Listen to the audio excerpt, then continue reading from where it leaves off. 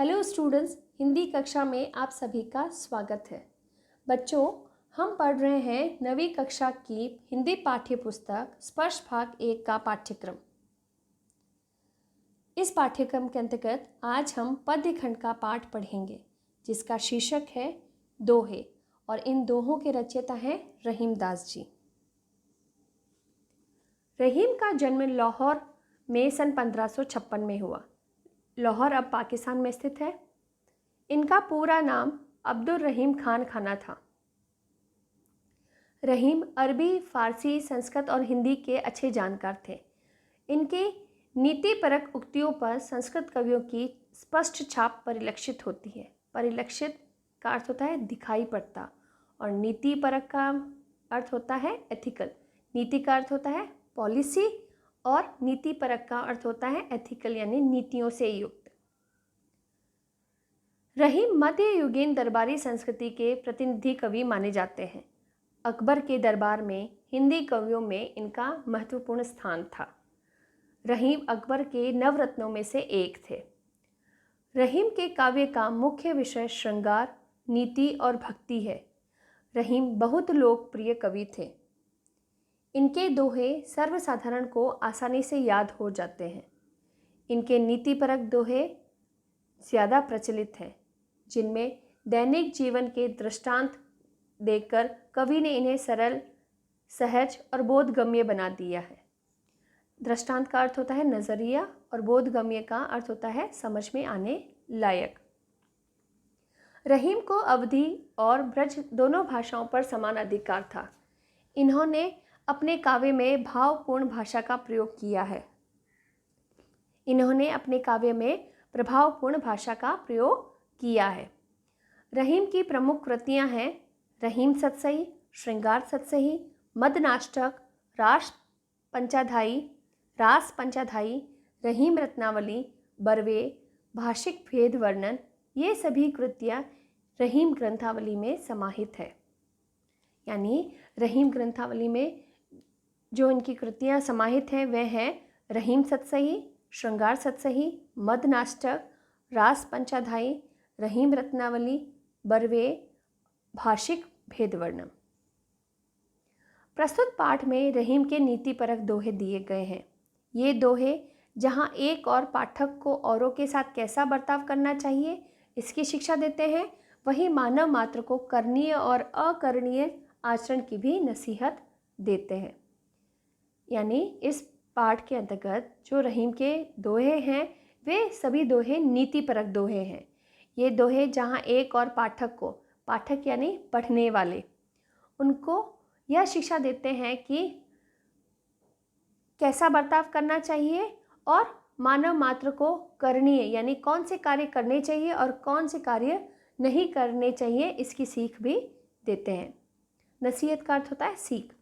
इन्हें एक बार पढ़ लेने के बाद भूल पाना संभव नहीं है, और उन स्थितियों का सामना होते ही इनका याद आना लाजमी है जिनका इसमें चित्रण किया गया है।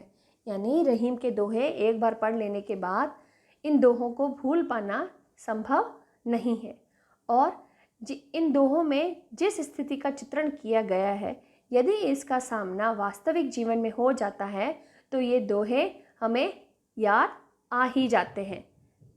नसीहत का अर्थ होता है सीख या उपदेश, और लाजमी का अर्थ होता है वाजिब या उचित। रहीम का जीवन परिचय। रहीम का पूरा नाम अब्दुल रहीम खान खाना था। इनका जन्म 17 दिसंबर 1556 को लाहौर में हुआ था। रहीम के पिता का नाम बैरम खान तथा माता का नाम सुल्ताना बेगम था, जो एक कवयित्री थी। इनके पिता बैरम खां मुगल बादशाह अकबर के संरक्षक थे। कहा जाता है कि रहीम का नामकरण अकबर ने ही किया था।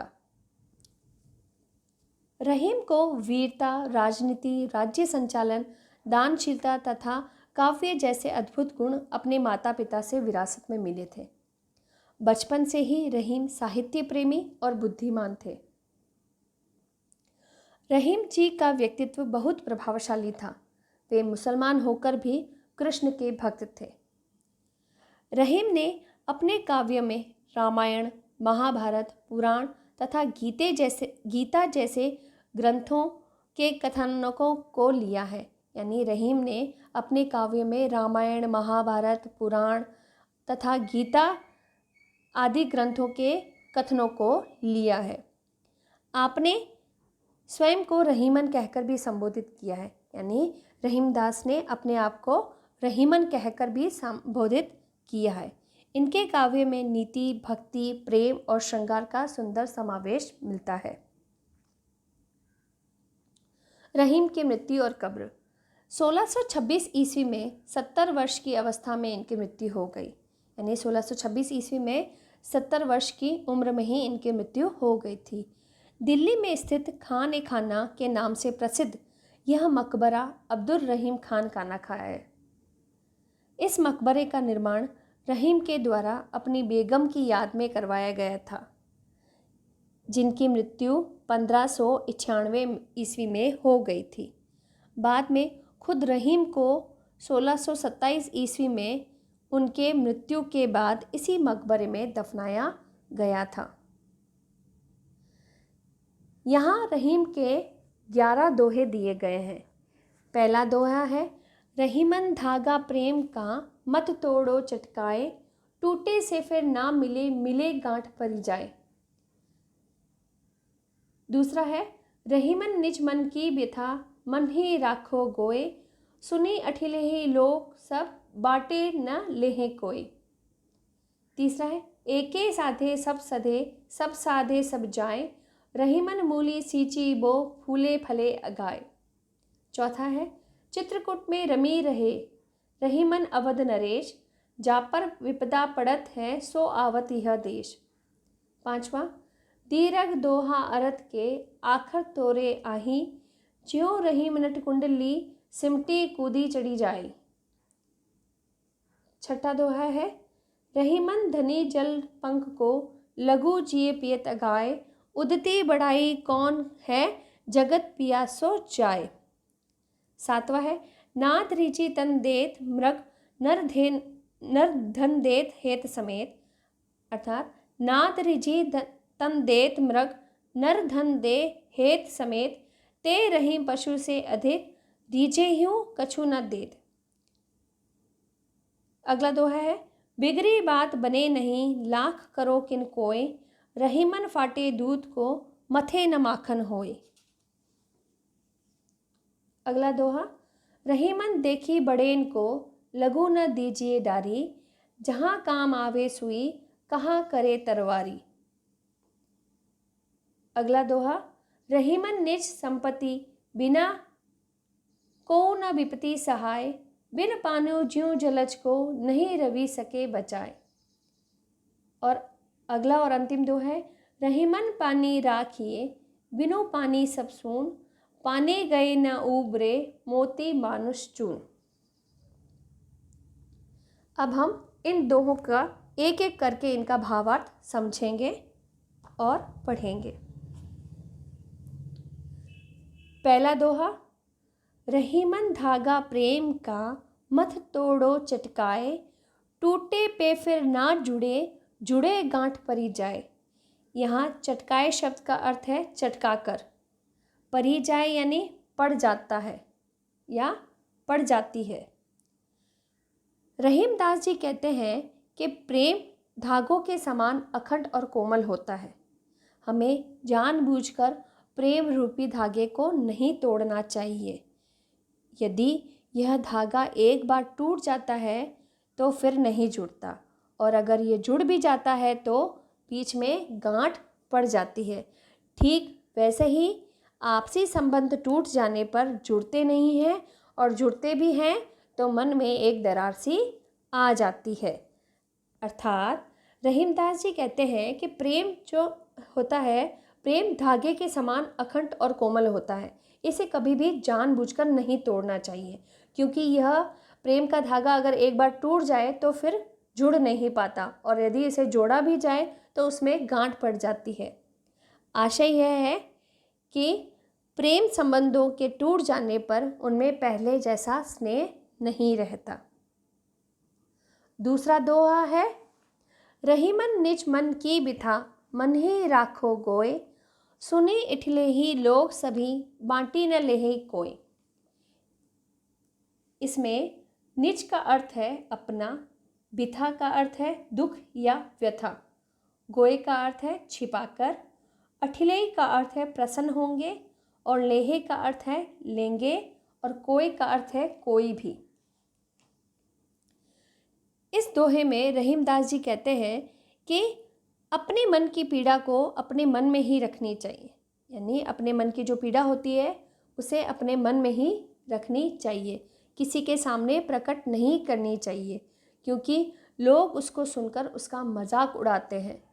दूसरों के दुखों को कोई बांटना नहीं चाहता, यानी दूसरों के दुखों को कोई भी बांटना नहीं चाहता, अर्थात उसके दुखों को दूर करने का प्रयास कोई भी नहीं करता।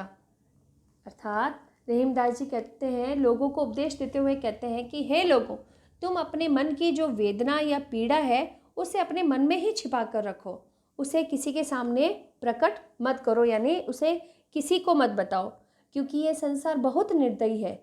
लोग तुम्हारे कष्ट सुनकर प्रसन्न ही होंगे, लेकिन कोई भी मनुष्य तुम्हारे दुखों को कम करने के लिए प्रयत्न नहीं करेगा। आशय है कि अपने मन की बात किसी के सामने नहीं बतानी चाहिए। तीसरा दोहा है, एक साधे सब सधे, सब साधे सब जाए, रहीमन मूली सींची बो, फूल ही फली अगाए।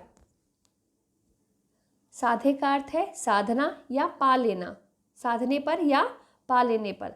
सधे का अर्थ है सध जाते हैं। जाए का अर्थ है चले जाते हैं या नष्ट हो जाते हैं। मूल ही का अर्थ है मूल को या जड़ को या वास्तविकता को। सींचिबो का अर्थ है सींचने से। फूले का अर्थ है फूलों से। फले का अर्थ है फलों से। अगाए यानी तृप्त। रहीमदास जी कहते हैं, या रहीम के अनुसार, अगर हम एक एक कर कार्य को पूरा करने का प्रयास करें तो हमारे सारे कार्य पूरे हो जाएंगे। सभी काम एक साथ शुरू कर दिए तो कोई भी कार्य पूरा नहीं हो पाएगा। जैसे वृक्ष की एकमात्र जड़ को सींचने पर पत्ते, डलिया, फूल और फल सब अपने आप फलते फूलते हैं, उसी प्रकार हमें कोई भी कार्य करना है तो एक कार्य को करने से ही हमारे सभी कार्य पूरे हो जाएंगे। इसका दूसरा अर्थ भी है, रहीमदास जी का कहने का मतलब है, जिसने परमात्मा को पा लिया उसे अन्य सभी सांसारिक उपलब्धियां अपने आप मिल जाती है। यदि परमात्मा की भक्ति नहीं की तो सांसारिक उपलब्धियों को भी पा लिया तो सब वस्तुएं परमात्मा के अभाव में, यानी परमात्मा की कमी में मनुष्य के कुछ काम नहीं आती। इसलिए हे मनुष्य, तुम जड़ यानी ईश्वर को सींचो, यानी ईश्वर की भक्ति करो, उसी से तुम फल और फूल पाकर प्रसन्न रहोगे। अर्थात रहीमदास जी कहते हैं कि एक परमात्मा को पा लेने से अन्य सभी सांसारिक उपलब्धियां हमें अपने आप प्राप्त हो जाती है। परंतु यदि परमात्मा की भक्ति ना की हो और अन्य सांसारिक वस्तुओं को पा लिया हो तो वे सब उपलब्धियां परमात्मा के अभाव में कुछ काम नहीं आती, यानी नष्ट हो जाती है। इसलिए रहीम जी कहते हैं कि हे मनुष्य, तुम जड़ को सींचो, उसी से तुम्हें फल और फूल प्राप्त हो जाएंगे। यानी यदि तुम जड़ को सींचोगे तो उसी से तुम्हें फल और फूल की प्राप्ति हो जाएगी और तुम तृप्त हो जाओगे। आशा है जो व्यक्ति इस सृष्टि के मूल परमात्मा को ध्याता है, यानी मूल परमात्मा की भक्ति करता है, वह सब प्रकार के सांसारिक सुखों या फलों को पाकर तृप्त हो जाता है। चौथा दोहा है, दीरक दोहा अरथ के, आखर थोरे आही, ज्यों रहीम नट कुंडली, सिमटी कुदे चढ़ी जाए। इस दोहे में दीरक का अर्थ है लंबा, अर्थ का अर्थ है अर्थ या आशय, आखर का अर्थ है अक्षर, थोरे का अर्थ है थोड़े, अही का अर्थ है होते हैं और नट का अर्थ है कलाकार, कुंडली का अर्थ है घेरा या गोल आकार के लोहे का चक्का जो अंदर से खाली होता है। सिमिटी का अर्थ है सिकुड़ कर और चढ़ी का अर्थ है निकलना। रहीम दास जी कहते हैं कि दोहा छंद है। रहीम कहते हैं कि दोहा ऐसा छंद है जिसमें अक्षर थोड़े होते हैं किंतु उनमें बहुत गहरा और दीर्घ अर्थ छुपा रहता है। रहीम दास जी कहते हैं कि दोहा ऐसा छंद है जिसमें अक्षर थोड़े होते हैं लेकिन उन अक्षरों के अंदर अर्थ बहुत गहरा और बड़ा अर्थ छिपा रहता है। जिस प्रकार कोई कुशल बाजीगर या कलाकार अपने शरीर को सिकोड़कर तंग मुंह वाली कुंडली के बीच में से कुशलतापूर्वक यानी आसानी से निकल जाता है, उसी प्रकार कुशल दोहाकार दोहे के सीमित शब्दों में बहुत बड़ी और गहरी बातें कह देता है। अर्थात रहीमदास जी कहते हैं कि दोहा ऐसा छंद है जिसमें अक्षर तो थोड़े होते हैं किंतु उनमें बहुत गहरा अर्थ छुपा होता है।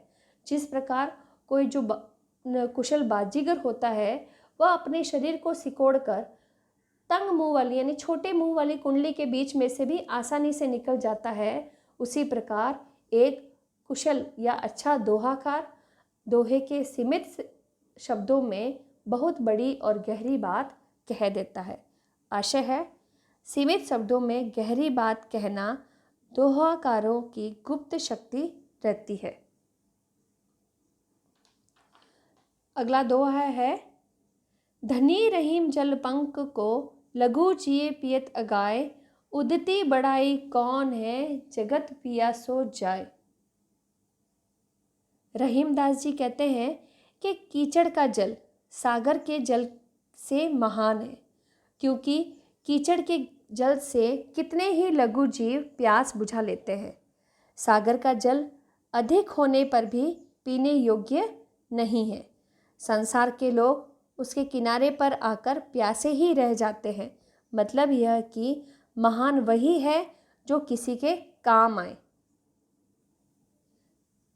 इस दोहे में धनी का अर्थ है धन्य, पंक का अर्थ है कीचड़, लघु का अर्थ है जीव यानी छोटे जीव या कीट पतंगे, पियत का अर्थ है पीकर, अघाय का अर्थ है तृप्त होकर या प्यास बुझाकर, उदधि का अर्थ है समुद्र, बड़ाई का अर्थ है महानता और जगत का अर्थ है संसार, प्यासों का अर्थ है प्यासा। इस दोहे के अंतर्गत रहीमदास जी कहते हैं कि मेरी दृष्टि में जो कीचड़ का जल है वह धन्य है, यानी मेरी दृष्टि में कीचड़ का जो जल है वह धन्य है, क्योंकि उससे कितने ही लघु जीव अपनी प्यास बुझाते हैं, यानी उसको पीकर कितने ही छोटे जीव हैं वो अपनी प्यास बुझाते हैं। और समुद्र की महानता किस काम की, जिसका जल पीने योग्य भी नहीं है, क्योंकि समुद्र का जल खारा होता है। तो संसार के लोग उसके किनारे आकर भी प्यासे के प्यासे ही रह जाते हैं, यानी संसार के लोग समुद्र के किनारे जाकर भी प्यासे के प्यासे ही रह जाते हैं। अर्थात महान वही होता है जो किसी के काम आए। इसका आशय है महान वही है जो दूसरों के काम आए।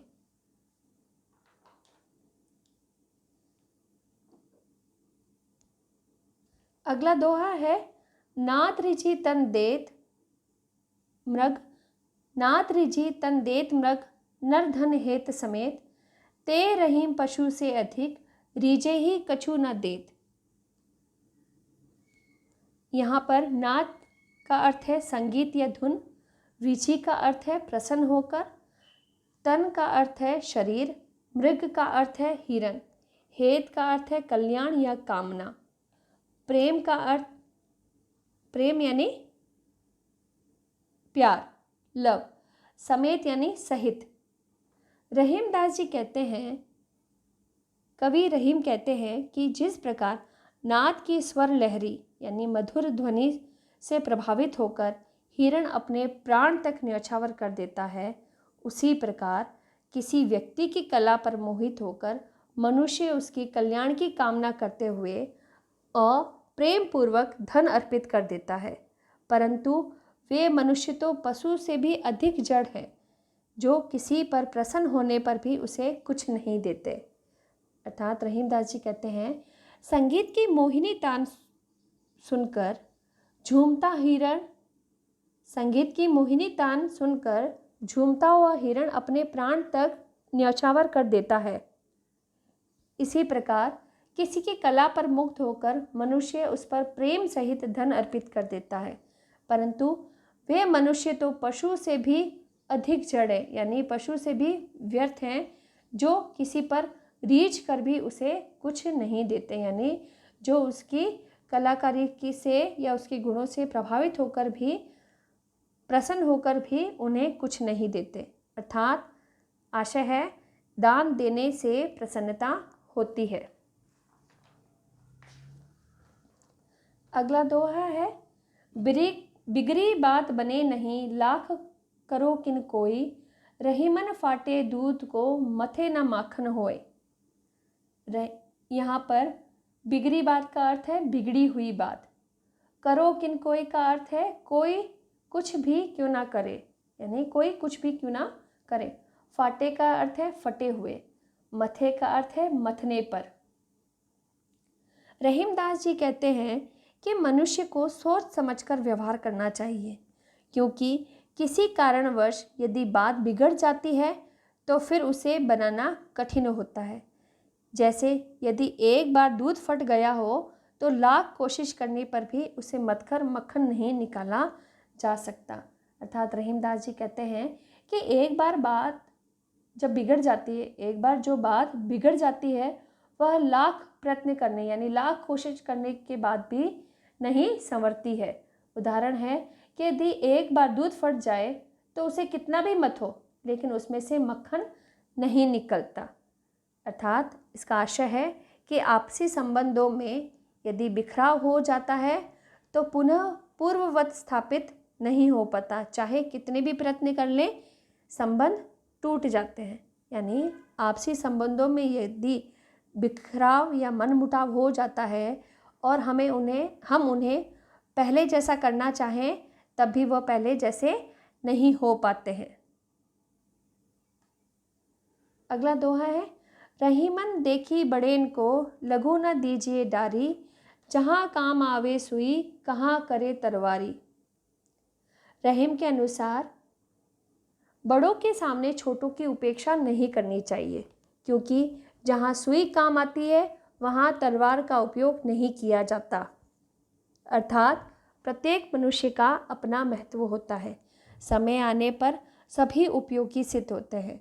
कवि ने तलवार और सुई के उदाहरण द्वारा इस तथ्य को सिद्ध किया है। अर्थात पहले रहीम, इस दोहे के अंदर रहीमन का अर्थ है रहीम जी, बड़ेन का अर्थ है बड़ो, लघु का अर्थ है छोटा, डारी का अर्थ है डाल देना, फेंक देना या त्याग देना, कहाँ करे का अर्थ है क्या करेगी, और तरवारी का अर्थ है तलवार। रहीमदास जी कहते हैं कि हमें बड़े लोगों को सामने देखकर छोटों की उपेक्षा नहीं करनी चाहिए, क्योंकि छोटों का भी अपना महत्व होता है। उदाहरण के रूप में उन्होंने कहा है कि जहाँ सुई का प्रयोग होता है वहाँ तलवार कुछ नहीं कर सकती, अतः छोटों को भी उचित सम्मान मिलना चाहिए। इसका आशय है हर एक वस्तु का अपना अलग अलग स्थान होता है, यानी अपना अपना महत्व होता है। अगला दोहा है, रहीमन निज संपत्ति, बिन को ना विपत्ति सहाय, बिनो पानी ज्यों जलज को, नहीं रवि सके बचाए। यहाँ पर निज का अर्थ है अपनी, विपत्ति का अर्थ है संकट, सहाय का अर्थ है सहायक, जलज का अर्थ है कमल और रवि का अर्थ है सूर्य। रहीमदास जी कहते हैं कि संकट की स्थिति में मनुष्य की निजी संपत्ति या धन दौलत ही उसकी सहायता करती है, यानी संकट की स्थिति होने पर मनुष्य की अपनी निजी संपत्ति या अपनी धन दौलत ही उसकी सहायता करती है। जिस प्रकार पानी का अभाव यानी पानी की कमी होने पर सूर्य कमल की कितनी ही रक्षा करने की कोशिश करे फिर भी उसे बचा नहीं सकता, उसी प्रकार मनुष्य को बाहरी सहायता कितनी ही क्यों ना मिले किंतु उसकी वास्तविक रक्षक तो उसकी निजी संपत्ति ही होती है। अर्थात रहीमदास जी कहते हैं कि संकट की स्थिति में मनुष्य की अपनी धन दौलत ही उसकी सहायता करती है।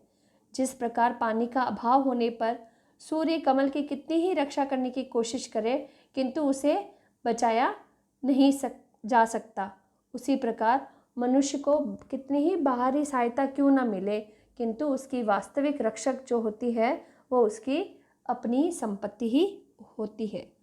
इस दोहे का आशय है मनुष्य का धन ही संकट में काम आता है।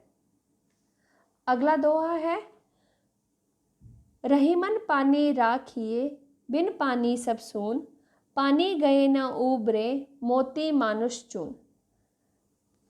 इसमें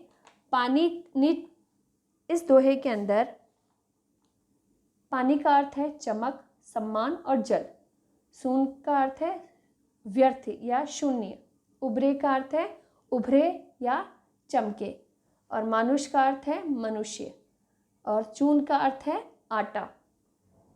रहीमदास जी कहते हैं कि पानी का बहुत महत्व है।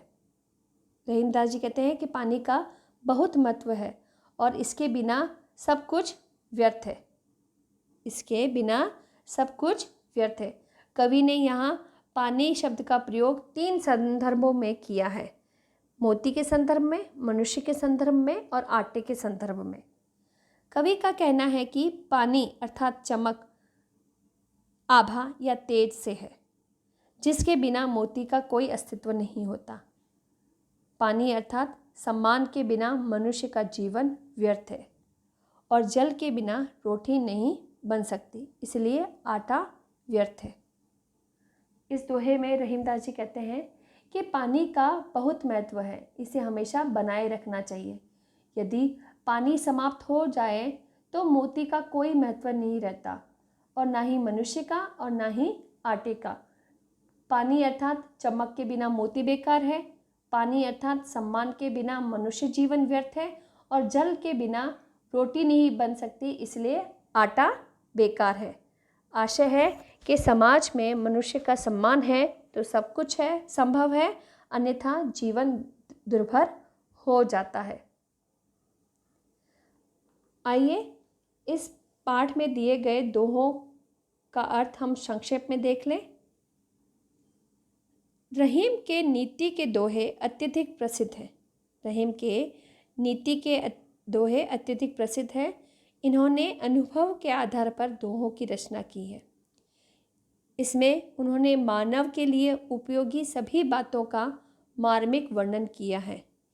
इन्होंने अपने पहले दोहे के माध्यम से प्रेम संबंधों को कभी न तोड़ने की प्रेरणा दी है। दूसरे दोहे में उन्होंने अपने मन की पीड़ा को मन में ही छिपाकर रखने की प्रेरणा दी है। तीसरे दोहे में बताया है कि एक परमात्मा का ध्यान करने से अन्य सब कार्य पूर्ण रूप से संपन्न हो जाते हैं। चौथे दोहे में चित्रकूट को शांतिदायक और दुख निवारक स्थान कहा गया है। चौथा दोहा था, चित्रकूट में रमी रहे रहीमन अवध नरेश, जा पर विपदा पड़त है सो आवत यह देश। यानी रहीमदास जी के इस दोहे में रमी का अर्थ है रमी रहे, रम गए या लीन हो गए। अवध नरेश का अर्थ है अयोध्या के राजा राम। जा पर का अर्थ होता है जिस पर। विपदा का अर्थ है संकट। सो का अर्थ होता है वह और अवध का अर्थ है आता है या देश का अर्थ है प्रदेश या क्षेत्र। यानी इस चौथे दोहे में उन्होंने कहा है, रहीमदास जी कहते हैं कि यह चित्रकूट अत्यंत मनोरम तथा धार्मिक प्रदेश है, जिस पर भी विपत्ति आती है वही शांति पाने के लिए इस प्रदेश में खींचा चला आता है। देखिए, अयोध्या के राजा राम पर जब विपत्ति पड़ी तो उन्हें राजपाट छोड़कर इन्हीं वनों में जाना पड़ा, तो वे चित्रकूट में चले गए। अब वे पूरी तरह इस प्रदेश में रम गए हैं, अर्थात उनका मन वहाँ लग गया है। अर्थात चित्रकूट को शांतिदायक और दुख निवारक स्थान बताया गया है। पांचवें दोहे के अनुसार थोड़े से अक्षरों में गहरा अर्थ छुपाते हैं। पांचवें दोहे के अनुसार उन्होंने बताया कि थोड़े से अक्षरों में ही गहरे अर्थ को बताया या समझाया जा सकता है, अर्थात थोड़े से अक्षरों में बहुत गहरा अर्थ छुपा होता है। छठे दोहे में उन्होंने कहा है, जिसकी प्यास जहाँ बुझती है वही उसके लिए सागर के समान है। सातवें दोहे में उन्होंने कहा है, जो लोग प्रसन्न होने पर भी दान नहीं करते वे पशु से भी हीन है, यानी पशु से भी नीचे। आठवें दोहे में बिगड़ी हुई बात लाख संवारने पर भी नहीं संवरती। आठवें दोहे में कहा है कि बिगड़ी हुई बात लाख संवारने पर भी नहीं संवरती। नवें दोहे में उन्होंने बड़े के प्रभाव के सामने छोटों की उपेक्षा नहीं करनी चाहिए, यह सिखाया है। 10वें दोहे में उन्होंने बताया है कि विपत्ति के समय मनुष्य की अपनी पूंजी ही सहायक होती है। 11वें दोहे में पानी, चमक और सम्मान, इन तीनों का जीवन में कितना महत्व है यह बताया गया है। यानी पानी, चमक और मोती, सम्मान, इन तीनों का जीवन में सर्वोपरि महत्व है। रहीमदास के जो दोहे हैं उनका शिल्प सौंदर्य देखें। इनके दोहों में छंद का प्रयोग किया गया है। इनके दोहों में नीतिपरक तथ्यों का स्पष्टीकरण किया गया है। इनके दोहों में सरल, सरस व प्रभावशाली ब्रज भाषा का प्रयोग किया गया है। इनके दोहों में भावात्मक और उदाहरणात्मक शैली का प्रयोग किया गया है। भावात्मक यानी भावों की अभिव्यक्ति की गई है, और उदाहरणात्मक यानी इन्होंने उदाहरणों के माध्यम से अपनी बात को समझाया है।